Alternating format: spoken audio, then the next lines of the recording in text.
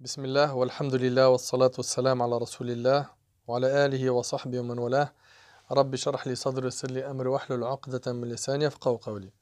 Alors, aujourd'hui, on va essayer de parler ensemble du jeûne. Grâce à Allah, aujourd'hui, c'est le premier jour de Ramadan. Donc, alhamdulillah, Allah subhanahu wa ta'ala nous a accordé ce cadeau qui est de pouvoir vivre jusqu'à ce mois béni.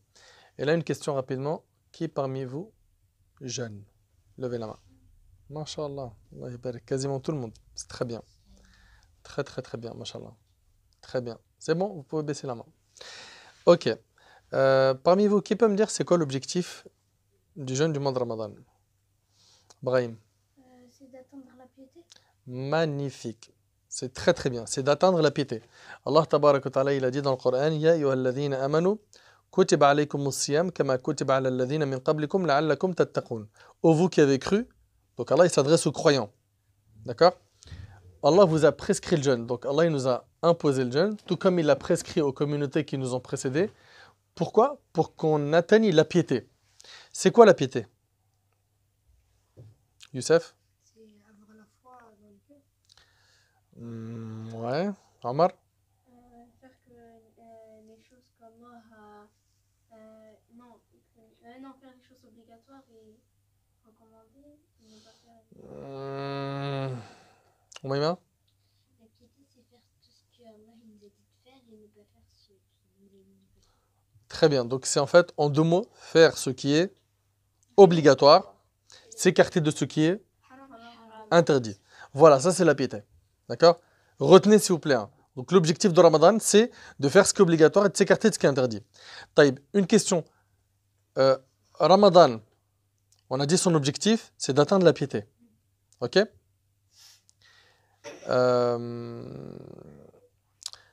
Qu'est-ce qui fait, pendant Ramadan, qu'on peut facilement cheminer, aller vers le chemin de la piété? Il y a des choses en fait qu'Allah subhanahu wa ta'ala il a fait pendant Ramadan pour que nous on puisse devenir par la suite des pieux. Maïra. Comme les shaitans sont prisonniers, Ouais, donc on a les rebelles parmi les démons qui sont enchaînés, ouais, quoi encore?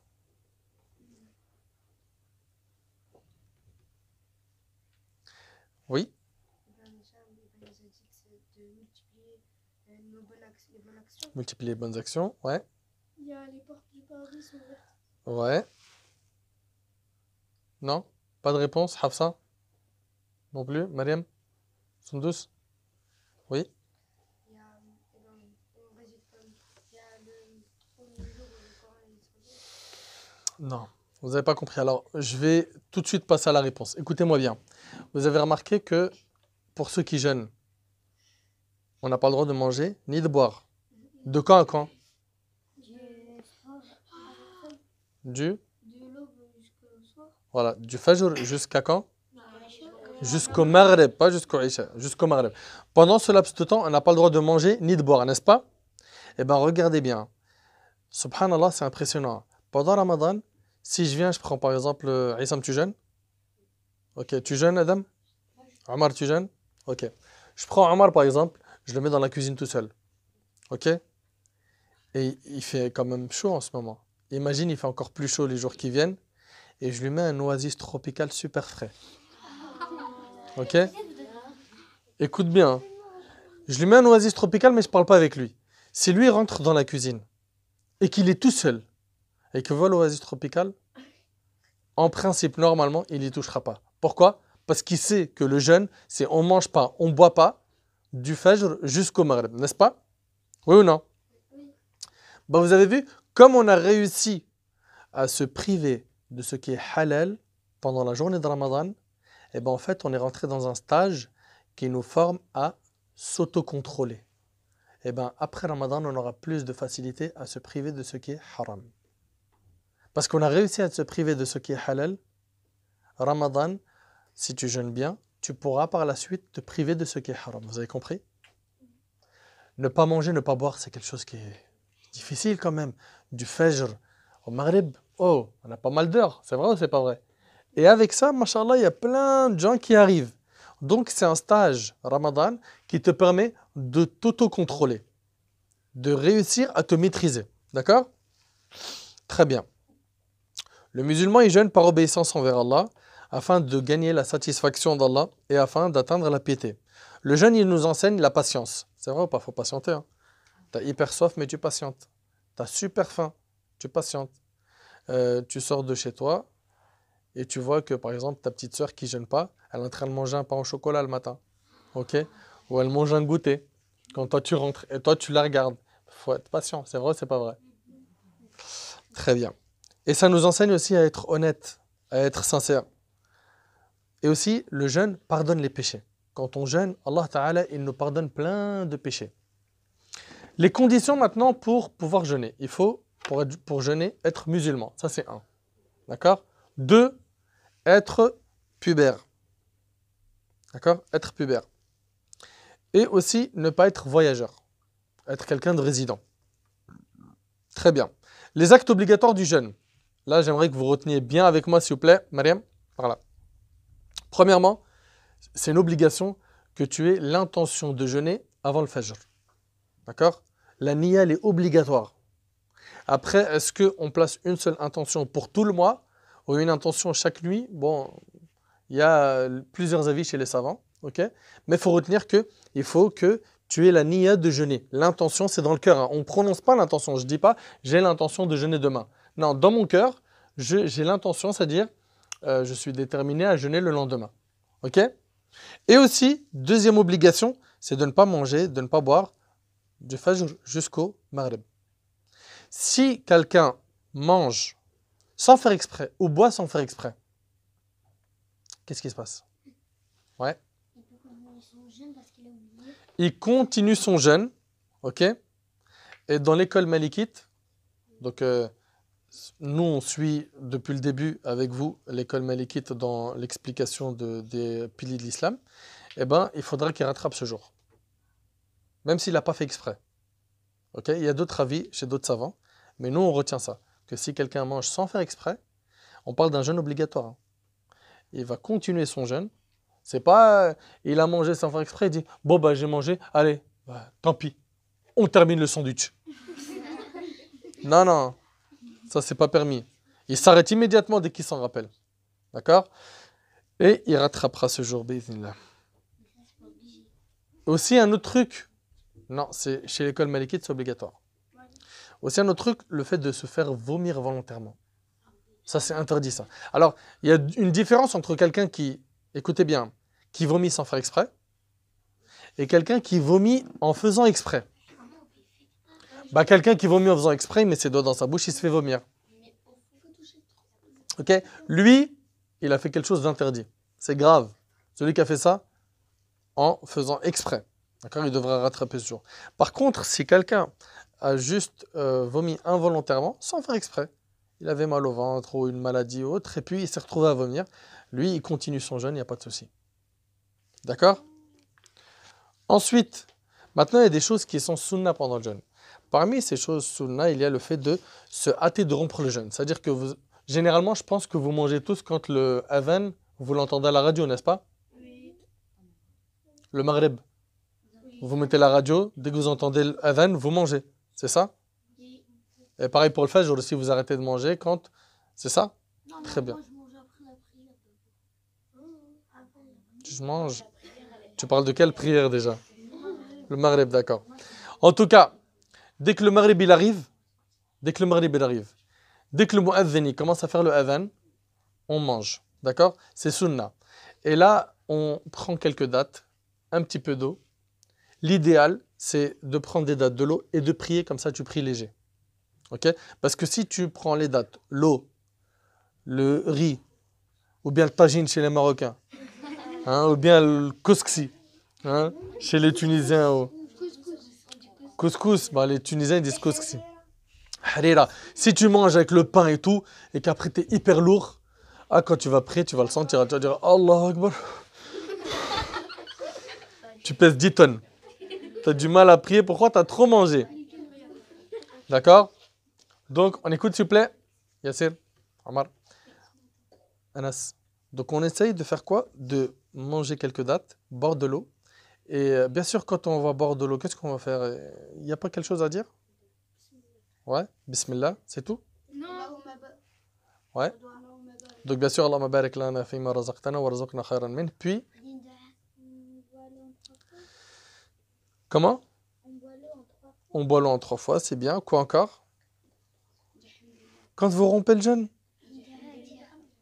On dit le doigt. C'est quoi?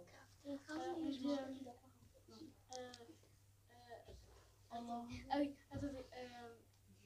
Dhahaba? C'est très bien. Très bien. Donc on dit dhahaba dhama. C'est par là. Dhahaba dhama. Wabtalat al-uruq wa thabata al-ajr insha'Allah. Donc la soif est dissipée, les veines ont été irriguées et la récompense a été confirmée si Allah le veut. D'accord? Donc ça c'est ce qu'on dit. Mais aussi il y a une autre chose. C'est le fait de faire des doigts au moment de la rupture du jeûne. N'est-ce pas Saad? Au moment de la rupture du jeûne, quand tu as mangé, ok, tu as rompu ton jeûne, fais des doigts à ce moment-là. Fais des doigts. Ok? Pourquoi? Parce qu'à ce moment-là, le doigt il est exaucé auprès d'Allah. Donc il faut multiplier les doigts. Brahim, tu me suis? Très bien. Et aussi, parmi les sunnas, donc on a dit, de se précipiter de rompre le jeûne. On a dit de faire des doigts, d'accord? Au moment de la rupture, de ne pas oublier de dire Inch'Allah. Et aussi, parmi les sunnas, c'est le fait de prendre as-sahur. Vous connaissez ça, ce repas? Oui. C'est le repas de fin de nuit. Le repas de fin de nuit, on le prend quand? 3h, 3h30, voilà. À peu près, en fait, on va dire, c'est ça. On va dire une petite demi-heure, à peu près une petite demi-heure avant le fajr. Mariam, une petite demi-heure avant le fajr, vous vous levez et vous prenez ce repas. Le prophète, il a dit que ce repas de fin de nuit, c'est une bénédiction, c'est une baraka. Ok? C'est une baraka. Et il nous a dit, prenez le repas de fin de nuit, ne serait-ce qu'en prenant une gorgée d'eau. Même si tu n'as pas très faim, prends même juste une gorgée d'eau. Comme ça, tu auras fait la sunna. D'accord? Ça, c'est si vraiment tu n'as pas faim. Oui. C'est vrai que quand on fait suhour, si par exemple on mange 3 dates et de l'eau, c'est vrai que Allah il va faire qu'on puisse rester toute la journée. C'est possible. En tout cas, il faut bien manger le matin. Ok? Le matin, mangez bien. Comme ça, vous avez de la force pour pouvoir jeûner. Vous suivez? Ensuite, et ça c'est un point hyper important, s'abstenir de toute parole ou de tout acte futile. Ah, ça c'est difficile pour vous, ça. Même pour nous d'ailleurs. Une question. Est-ce que si quelqu'un il dit un gros mot pendant Ramadan, il annule son jeûne? Non. Oui. Brahim? Oui, il a annulé. Son jeûne il est annulé. Donc il doit recommencer ce jour-là? Non, il n'a pas fait exprès. Il n'a pas fait exprès? Un gros mot, c'est il a pas fait dire un gros mot comme ça. C'est sorti comme ça. Ouais, c'est sorti comme ça. Ouais, c'est bien fait exprès. C'est volontaire quand un enfant il dit un gros mot. Oui? Le jeune, il n'est pas annulé. Donc il est annulé ou il n'est pas annulé? Il est annulé. Il est annulé. Mais il a dit un gros mot. Il a donné un indice. Il est annulé. Bon, vous écoutez? Le jeûne n'est pas annulé, mais par contre, la récompense de ton jeûne, elle est diminuée. Ah, ça va. Ah, ça va? Ça va, la récompense, elle diminue, c'est pas grave. Hein, t'as trop de hasanat, monsieur. Hein? Bah alors? Oui. Est-ce qu'on dit plusieurs gros mots, elle diminue de plus en plus? Bah oui. Ça se passe. Bah oui. Moi, il y en a même. Et s'il vous plaît, vous avez réussi à ne pas manger, à ne pas boire. Privez-vous de dire des gros mots. Vous avez réussi à faire quelque chose de très difficile, de ne pas boire, de ne pas manger. Donc vous êtes fort. Si vous êtes fort, bah allez, jusqu'au bout. Pas de gros mots. J'utilise pas ma langue pour dire des mauvaises choses, oui. Tais-toi, c'est pas gentil, on va dire. Ouais, mais ça dépend comment vous le dites, vous. Hein.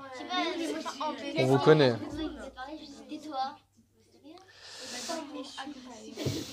Ouais, faites attention, faites attention. Oui. Pour les gros mots, est-ce que c'est. On dit un truc. En fait, plus c'est vulgaire, on diminue plus. Voilà, exactement. Plus vous allez dire des gros mots et des mauvaises paroles, plus vous diminuez la récompense de votre jeûne. Et vous savez, il y a des gens qui n'auront de récompense de leur jeûne qu'une seule chose. C'est quoi, vous vous rappelez? J'en avais parlé avec vous. La fin et et la soif. C'est-à-dire, il y a des gens pendant Ramadan, ils n'ont pas de récompense. Ta place, s'il te plaît. Ta place. Oui. Ça veut dire que si on dit beaucoup de gourmands pendant le Ramadan, on n'aura même plus de...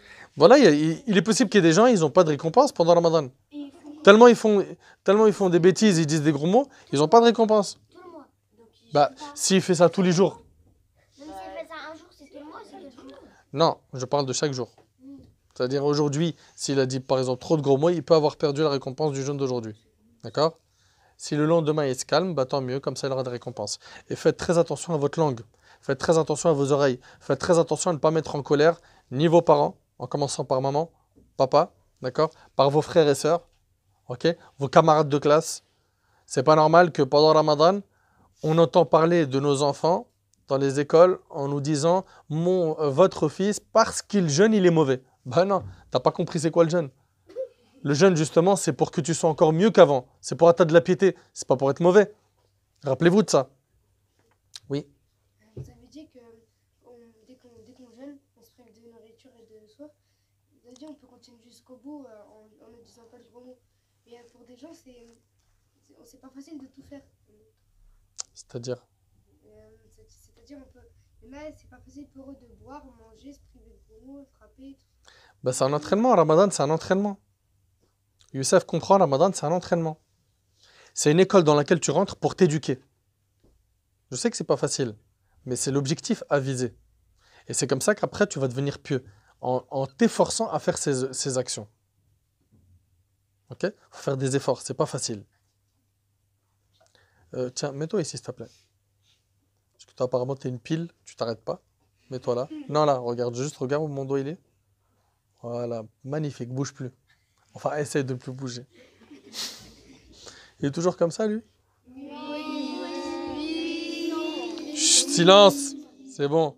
Bande de balance. Alors, on a dit... Oui, mais faut pas balancer. Je vous ai tendu une perche. Taïb, silence, s'il vous plaît. Alors, on a dit s'abstenir des mauvaises paroles. Ok? Tu m'entends? S'abstenir des mauvaises paroles. Ensuite, si une personne, elle est malade, est-ce qu'elle jeûne? Elle est hyper malade. Son état de santé, comment dire, est très grave. Et cette personne-là, si elle jeûne, elle risque d'aggraver son cas. Qu'est-ce qu'elle fait? C'est haram. Donc voilà, exactement. Le jeûne peut devenir interdit pour une personne qui risque de mettre sa vie en danger. Bah, haram, ça veut dire interdit. Bah, si lui, il va s'autodétruire par le jeûne, d'accord? Ça peut devenir, dans certains cas, haram. Vous écoutez, s'il vous plaît, les enfants? Un point qui est très important. Cette personne-là, qu'est-ce qu'elle doit faire, Youssef? Elle doit arrêter son jeûne si elle a déjà commencé. Et si elle n'a pas commencé, elle ne jeûne pas du tout. Elle jeûne pas, mais elle fait quoi? Elle rattrape. Elle rattrape. Tiens, toi, viens, mets-toi ici. Juste là. Stop, bouge plus. Chut, chut, chut. Oui. Mais si c'est une maladie qui reste toute sa vie, et toute sa vie, ça veut dire qu'elle ne peut pas jeûner, elle ne peut pas rattraper. Voilà, si c'est une personne qui ne peut pas rattraper du tout, parce que c'est une très bonne question de Salah ad-Din. Une personne en fait qui est tellement malade, son état de santé il est tellement grave qu'elle ne pourra plus jamais jeûner. Bah, qu'est-ce qu'elle fait? Elle donne soit 60 repas au pauvre. Ah, non, ça c'est kafara, ça c'est l'expiation. En fait, chaque jour qu'elle ne jeûnera pas, elle nourrira un pauvre. D'accord? Donc, les personnes qui sont très âgées et qui ne peuvent plus jeûner parce qu'ils ont des problèmes de santé, ou les personnes qui sont atteintes d'une grave maladie, eux, ils ne jeûnent pas, ils ne se font pas de mal, et ils nourriront un pauvre pour chaque jour manqué. Comment? Ils doivent se débrouiller. Ouais. Non, mais par contre, vous avez dit qu'ils ne peuvent pas jeûner, mais en fait, ils le rattrapent les jours. En fait, si lui, sa maladie, elle va prendre fin dans pas longtemps, il le rattrapera. Si lui, sa maladie, c'est une maladie qui est pour toute la vie, il ne rattrape pas. Il nourrira un pauvre pour chaque jour manqué. Il ne jeûnera plus. C'est quelqu'un qui a un handicap, une maladie importante. Il ne jeûnera plus. Les actions ne valent que par l'intention, rappelle-toi-en. Oui. Mais si par exemple il peut plus se lever, comment il va faire? Se lever pour faire quoi? Pour nourrir un pauvre. Mais il donne l'argent à Mais il donne la nourriture à quelqu'un, ce quelqu'un distribue aux pauvres. Allez. Oui. Et c'est quoi comme repas? C'est un repas juste un sandwich ou juste Bah, en fait, c'est une bonne question. La quantité, c'est l'équivalent de ce qu'on appelle un moud. Un moud en nourriture, c'est ce que peuvent contenir deux mains, comme cela, regardez bien, deux mains jointes, ni trop serrées, ni trop ouvertes. Donc deux mains, regardez ce que ça peut contenir ça en nourriture. Ok? Et ouais, c'est pas beaucoup. un sandwich? C'est un plat. Ok? Un petit plat. On peut lui donner plus. Si vous voulez lui donner plus, vous pouvez, il n'y a pas de problème. Hein. Lui donner moins. Non, vous devez donner minimum un moud. D'accord? Ensuite, s'il vous plaît, hop, on n'a pas terminé. On n'a pas terminé. Si quelqu'un, comment dire, jeune, est-ce qu'il a le droit ou non de se doucher? Bah oui. Côté quand même. Il a le droit de se doucher. Voilà, il a le droit de se doucher. Il a même le droit. Écoutez attentivement, s'il vous plaît, c'est hyper important de se rincer la bouche. Par contre, Il n'a pas le droit d'avaler. Avaler même une goutte. une goutte, c'est interdit. Vous n'avez pas le droit d'avaler une goutte. Pareil quand on se, comment dire, on aspire le nez.